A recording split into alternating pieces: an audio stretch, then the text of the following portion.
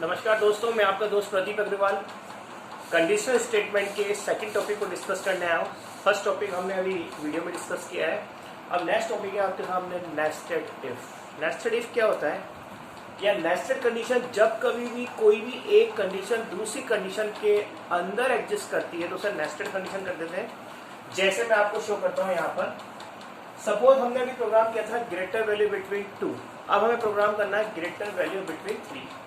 Right a program to display greater number between 2। Greater number between 3, ये programme हमें discuss करना है। Greater value between 2 का programme हम डिस्कस कर चुके हैं। तो यहाँ पर बेसिकली हमारे पास टोटल 3 वैल्यू है। सपोज करें तीनों वैल्यू क्या है आपकी, ए, बी और सी। तो सबसे पहले हम ये वैल्यूज रीड कर लेते हैं।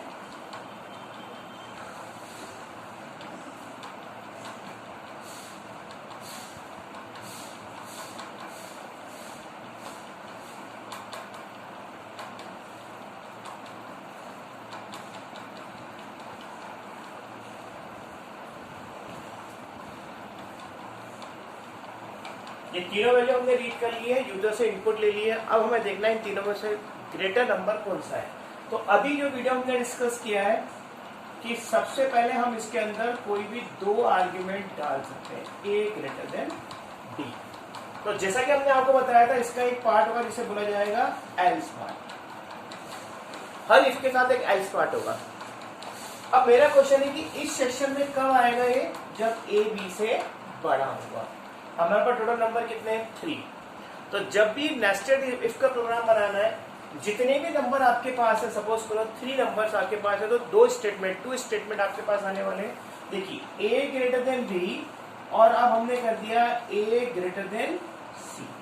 जैसा इसका एल्स था, इसी तरह इसका भी कोई एल्स होगा। अगर ये कंडीशन सेटिस्फाई करेगी तब इस कंडीशन पे आएगा, और अगर ये कंडीशन सेटिस्फाई होगी तो क्या प्रिंट करेगा ये, प्रिंटफ परसेंटेज डी। जैसे हर इफ के साथ एक एल्स होगा, या तो इफ वाली कंडीशन सेटिस्फाई होगी या एल्स वाली कंडीशन सेटिस्फाई होगी। तो इसी तरीके से थोड़ा सा मैं इसको नीचे कर देता हूं। अगर ये कंडीशन अनसेटिस्फाई होती है तो ये क्या प्रिंट करेगा, प्रिंटफ परसेंटेज डी। वापस गौर करिएगा, अगर ये कंडीशन सेटिस्फाई हो तो अगले स्टेटमेंट पे जाएगा। अगले स्टेटमेंट में गया तो फिर वही कंडीशन यहाँ पर आ जाती है कि दोनों में से कोई भी कंडीशन सेटिस्फाई होगी। क्या ए ग्रेटर देन बी है क्या? अगर है तो प्रिंट करेगा ए, अदरवाइज प्रिंट करेगा सी। सपोज करें ये वाली कंडीशन अनसेटिस्फाई हो जाती है, फर्स्ट कंडीशन ए ग्रेटर देन बी नहीं है। वापस सुनिएगा, अगर ए ग्रेटर देन बी होगा तो ये अंदर चला जाएगा, नेक्स्ट कंडीशन को चेक करेगा। अगर नहीं है तो कहां पर आएगा ये, एल्स पार्ट में। और एल्स पार्ट में क्या चेक करेगा, हमारे पास क्या क्या वैल्यू बची है, बी ग्रेटर देन सी। या तो ये सेटिस्फाई होगा या ये सेटिस्फाई नहीं होगा। अगर सेटिस्फाई होगा तो क्या प्रिंट करेगा ये, बी। अदरवाइज क्या प्रिंट करेगा ये,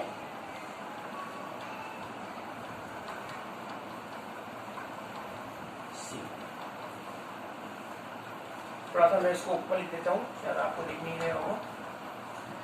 अगर ये सेटिस्फाई नहीं करेगा, पूरे स्टेटमेंट को यहां ले लेते हैं।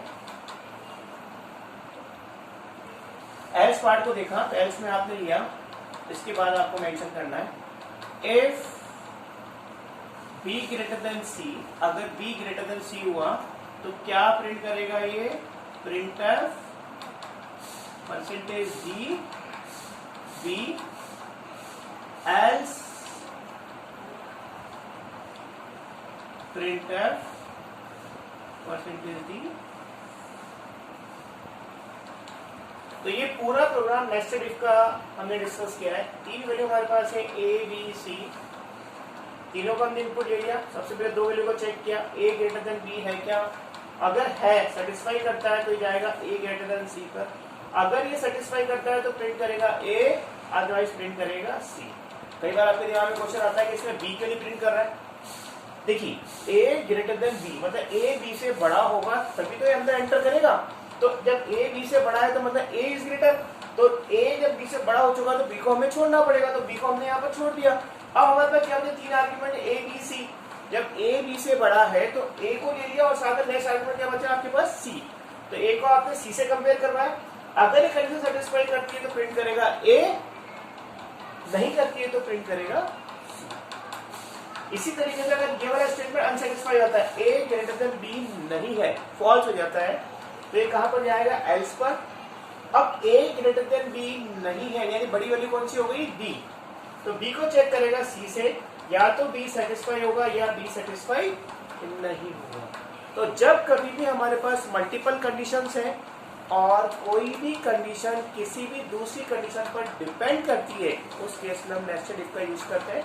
फिर सिंपल इफ में हमने देखा, जब सिंपल इफ यूज करते हैं तो सिर्फ दो वैल्यू हमारे पास होती है और दोनों वैल्यू में से कोई भी एक वैल्यू दूसरी वैल्यू से बड़ी होगी, मतलब वहां पर सिर्फ आपके पास 2 वैल्यू है, दोनों में से कोई भी एक वैल्यू बड़ी होगी। लेकिन यहाँ पर हमारे पास टोटल 3 वैल्यूज हैं, 3 वैल्यू वाले केस में डिसाइड करना थोड़ा मुश्किल होता है कौन सी वैल्यू बड़ी होगी। तो इस केस में पहले हम 2 स्टेटमेंट 2 वैल्यू को लेंगे, पहली 2 वैल्यू को हमने यहाँ चेक किया इफ स्टेटमेंट के साथ, अगर ये सेटिस्फाई करता है तो नेक्स्ट कंडीशन पे जाएगा, अगर वो भी सेटिस्फाई करता है तो प्रिंट करेगा ए, अगर ये सेटिस्फाई नहीं करता तो प्रिंट करेगा सी।